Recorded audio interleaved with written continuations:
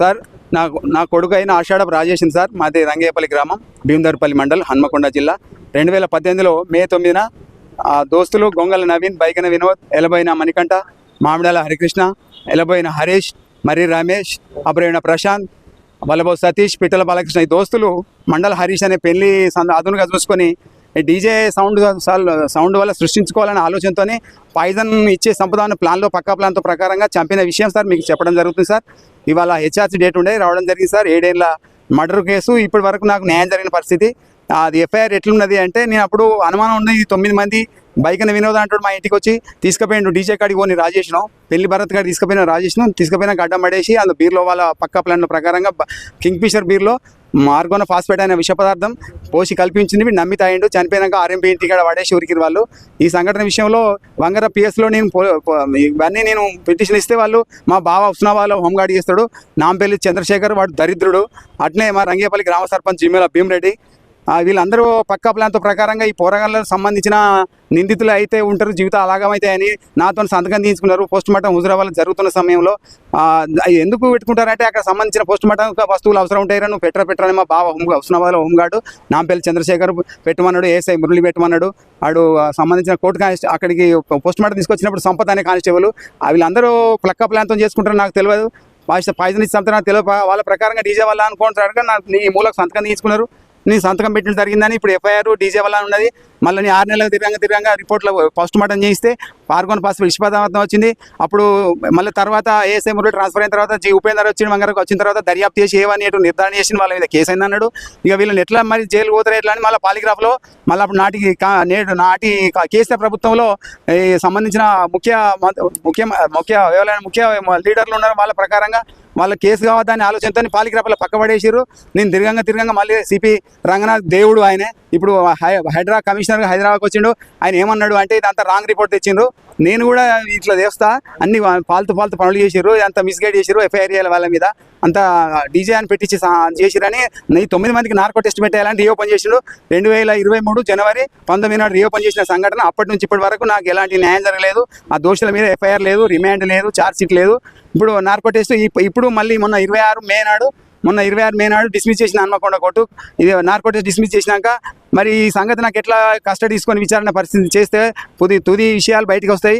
ఎందుకు చంపవలసిన కొడుకును, ఇంట్లో తీసుకుపోయి చెట్టంత ఎదిగిన కొడుకును, చేతికి అందవచ్చిన కొడుకును, 22 ఏళ్ళ కొడుకును తీసుకుపోయి చంపవలసిన అవసరాలు ఏంది?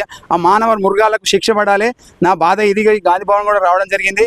మా సంబంధించి మా పొన్నం ప్రభాకర్ మంత్రివర్యులు ఉన్నారని, రవాణా శాఖ మంత్రి గారు ఇక్కడ ఉన్నారని కలవడం జరిగింది. నవీన్ అనేటోడు మాకు బాగుండే సార్. నవీన్ అనేటోడు గొంగల నవీన్ మాకు బాగా బాగుండే. ఊకే ర్యాగింగ్ చేసేది. ఊకే నువ్వు ఇంట్లో వంట పనులు చేస్తావు, అమ్మతోని నాన్నతో వ్యవసాయ పనులకు పోతావా, ఏందిరా మాతో కలిసి ఉండవురా, నీకు టచ్ ఫోన్ లేదు, నువ్వుకేవో సైకిల్ తొక్కుంటావు, మాతో కలిసి రావురా అని అంటే ఎక్కి చేస్తుండే తిట్టినామని. తిడితే వాళ్ళ డాడీ గొంగల సాయిల్ అనేటోడు ఆర్టీసీ డ్రైవర్, వాళ్ళ డబ్బులు నోళ్ళు. మరి తప్పైందే మామ నన్ను వరుసకు తప్పైనాక అది లోపల పగబెంచుకొని ఇది ఆలోచన చేసిర్రు. మరి నాకు అక్కడ సర్పంచ్ జిమ్మల భీమిరెడ్డి అంటే నాకు ఇల్లు బిల్లు ఇప్పియలే. అప్పుడు 2013లోనే ఇల్లు కడితే నాకు ఇల్లు బిల్లు ఇప్పియలే. అప్పుడు ప్రవీణ్ రెడ్డి ఉండే ఎమ్మెల్యేగా ఉన్నప్పుడు నేను వయోజన విద్యా శాఖలో నేను విద్యా వాలంటీర్ చేసిన. నాకు సంతకాలు కూడా ఇట్లా గ్రామ పంచాయతీలో ఆయన ఇల్లు బిల్లు ఇప్పియనందుకు నేను 2 సార్లు ఆయన తిట్టడం జరిగింది. భీమిరెడ్డి తిట్టడం జరిగితే మనసులో పెట్టుకొని మరి ఆయన చేయించిండా, వీళ్ళతో మద్యంలో విషం పోయించే పద్ధతి ఆయన చేయించిండా, మా భావన పట్టుకొని, లేకపోతే వీళ్ళే పోసిర్రా? మొత్తానికైతే వాళ్ళే మీ బావ రాడు అన్నాడు దినాలు నాడు మీ బావ రాడు అన్నాడు. మా బావ రాడని భీమిరెడ్డి ఎందుకు అన్నాడు అనేది నాకు అనుమానం బాగా కలిగింది. మరి గతంలో మీకు వాళ్ళకి ఏమైనా పగలున్నాయా? భీమిరెడ్డికి నాకు పగలలేదు, సర్పంచ్కి నాకు పగ ఉన్నది. నాకు ఇల్లు బిల్లు ఇప్పియాలి. అప్పుడు కాంగ్రెస్ ప్రభుత్వం ఉండే, ప్రవీణ్ రెడ్డి ఉండే అప్పుడు ఎమ్మెల్యే, బ్యాంకు ఇప్పుడు కోఆపరేటివ్ బ్యాంక్ ముల్కొండరు, ఆయన మాకు ఎమ్మెల్యేగా ఉండే. ఆయన మాకు ఎమ్మెల్యే ఉన్నప్పుడు నీకు ఇల్లు బిల్లు ఇప్పియా. పోస్ట్ మార్టం రిపోర్ట్ లో పాయిజన్ వచ్చింది సార్. ఇగో A1 ఎటు నిర్ధారణ చేసిన దర్యాప్తులో A1 Gongala Naveen, A2 బైకన Vinod, A3 Elaboina Manikanta, A4 Mamidala Harikrishna, Elaboina Manikanta 5వ number, A6 Marri Ramesh, A7 Abraina Prashanth, A8 Vallabho Satish, A9 Pittala Balakrishna. వీళ్ళందరి మీద కేసు అయింది అనుకుంటా. పాలిగ్రాఫ్లో నాటి కేసీఆర్ ప్రభుత్వంలో వీళ్ళు తప్పుదో పట్టించారు కేసును సార్. చేయలేదు సార్, ఎఫ్ఐఆర్ లేదు. ఇగో ఆర్గోనో ఫాస్ఫేట్, మీడియా మిత్రులారా దండం మీకు. ఇది ఆర్గోనో ఫాస్ఫేట్ విష పదార్థం. ఇది హుజురాబాద్ హాస్పిటల్లో డాక్టర్ గారు ఇచ్చిన ఇది. ఎక్కడేం గాయాలు లేవు. ఇక ఈ చెవిలో ముక్కలకి నల్లగిలుతుందని మా భావన అంటే నాకు విషయం ఉంది. అరే ఆయన 40 ఏళ్ళ డిపార్ట్మెంట్లో పనిచేస్తాను, నేను నమ్మితే నాకేం చెప్పలేదు. విష పదార్థం అని అయితేనే చెవులకి వెళ్ళి ముక్కలకి వెళ్తే నాకు తెలియని పరిస్థితి అయింది. నేను నమ్మితే పోస్ట్ మార్టం కూడా ఇక తెల్లగా మూలకు సంతకాన్ని తీసుకున్నారు. పిటిషన్ నాతో నాకు ఇచ్చే పద్ధతిలో వాళ్ళు చేసుకున్నారు. ఇక ఇది ఇందులో ఏం లేదు. అంత అంటే ఇట్లా వైట్ పేపర్ పైన తీసుకుంటారు. వైట్ షీట్ మీద ఎట్లా పెడతారు? నేను మా బాగున్నాడు కదా ఆడ వస్తువులు పోస్ట్ మార్టం చేస్తా అంటే వస్తువులు అవసరం ఉంటాయి, అదొకటి వస్తువు అవసరం ఉంటాయి అంటే నేను పుష్పని నమ్మి పెట్టిన సార్. నేను మా బావని నమ్మిన నా పరిస్థితి ఇది సార్. ఇప్పుడు ఏమంటారు మళ్ళీ పోలీసుల దగ్గర? ఇప్పుడు రీఓపెన్ అయింది. రీఓపెన్ అయినాక నార్కో టెస్ట్ డిస్మిస్ అయింది కాబట్టి మరి మళ్ళీ ఆర్డర్ తీసుకోవాలి, కస్టడీ తీసుకోవాలి కదా సార్ అని అంటే మరి ఆర్డర్ రావాలని అంటే సిపి గారిని కలిస్తే కలవడానికి ఇప్పుడు 9 తారీఖు జూన్ నుంచి కలుస్తున్న సిపి సంతీష్ సింగ్ గారిని. ఆయనకు అదనపు బాధ్యతలు ఉన్నాయని కలవడం లేదు. 10 రోజులు ఆయన కాబట్టి రోజు బస్ టికెట్లు తీసు అనుకోకుండా పోతున్నాయి. రీఓపెన్ చేసిన 7 ఏళ్ళు ఉంది ఇవన్నీ టికెట్లే. రీఓపెన్ చేసినప్పుడు భారీ సార్ డీసీపీ సంతకం పెట్టు ఇక వంగర పిఎస్ ముందు ధర్నా చేసిన. చెప్పం ఏంటి అన్నేంటి ఏంటి ఎన్ని రోజులు అయితే 7 ఏళ్ళు అవుతుంది సార్. ఏమైంది? ఏం జరిగింది? 22 ఏళ్ళ కొడుకుని ఇంట్లోకి వెళ్ళి తీసుకుపోయి ఫ్రెండ్లు అందరు వచ్చి 22 ఏళ్ళ కొడుకుని తీసుకుపోయి ఫ్రెండ్స్ భరత్ కాడ తీసుకుపోయి డీజే కాడికి అని పేరు చెప్పుకొని తీసుకుపోయి డ్యాన్స్లో వాడికి తీసుకుపోయిండు. బీర్ల ఇసం పోసిర్రు, చంపిర్రు. ఇప్పుడు నమ్మి తాగిండు. ఇప్పుడు వాళ్ళు తప్పించుకొని తిరుగుతాను సార్. ఏసీపీ పట్టించుకుంటలేడు, సిపి పట్టించుకుంటలేడు, సిఐ పట్టించుకుంటలేదు. సైకిల్ వేసుకొని గ్రామాన్ని తిరుగుతున్నారు. న్యాయం అంటారు మరి మీరు సైకిల్ పెట్టుకొని కూర్చున్నాక పేర్లు పెట్టుకొని కూర్చుని అందరికి సిపి రంగనాథ్ మాకు న్యాయం జరిగిన పరిస్థితి ఎందుకైతే లేదు. CP Ranganath sir Marco test కని పెడితే ఇప్పుడు ఆమె జడ్జి గారు విరమించుకున్నది. మార్కో టెస్ట్ ఎక్కర్లేదు అన్నది ఆమె విరమించుకున్నది. మాకు ఇప్పుడు మళ్ళీ న్యాయం జరగాలని మొన్న వారం రోజులు సిపి దగ్గర తిరిగినాం వరంగల్కు. ఆయన లేడు, కలవలేదు సార్. మళ్ళీ ఇక్కడికి వచ్చినాం, మాకు న్యాయం కోసం ఇక్కడికి వచ్చినాం సార్. మాకు న్యాయం జరగాలి. 7 ఏళ్ళ ఉంది మేము తిరుగుతున్నాం సార్. ఇవన్నీ బస్ మీడియా నాకు సహకరిస్తలేదు sir. Vangara PS municipal electronic media ఒక్కటి రాలే. ప్రింట్ మీడియా వేసారు, ఆంధ్రజ్యోతి వాళ్ళు వేసారు, అందరూ వేసారు. ఇప్పుడు ఏమని చెప్తారు లాస్ట్ చివరికి ఏం చెప్తారు? వాళ్ళకి నాకు వాళ్ళకి శిక్ష కావాలి sir. Gongala Naveen A1 A2 వీళ్ళిద్దరే బాగా పాత్ర. వీళ్ళిద్దరికి కారణం భీమిరెడ్డి సర్పంచ్ సంబంధించిన హోంగార్డ్ శేఖర్ మా బావ వాళ్ళ హంతకులు చేయి ఈ హంతకులకు సపోర్ట్ ఇచ్చిండ్రు. వాళ్ళు మీ బావ రాడని ఎందుకు అన్నాడు భీమిరెడ్డి అనే నిజాల నుంచి రావాలి. వాళ్ళ హంతకులను కాపాడే ప్రయత్నం నాడు జరిగింది.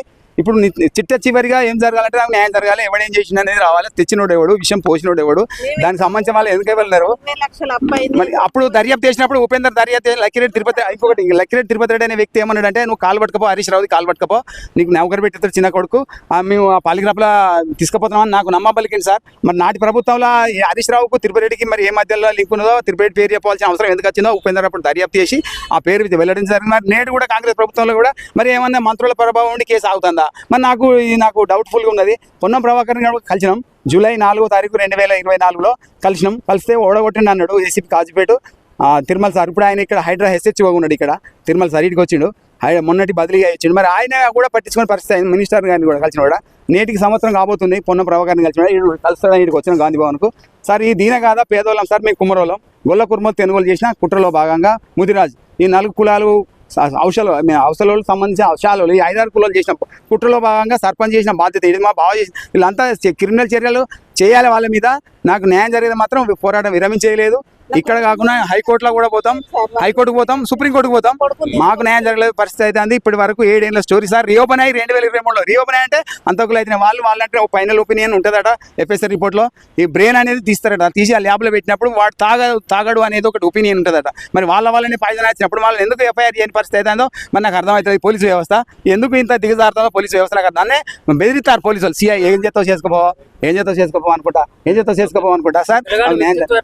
మంచి పిల్లాడు సార్. మీరు క్లూ గమనించండి, క్లూస్ అన్ని గమనించండి సార్. ఎలకతుర్తి CI మౌనం పాటిస్తాడు.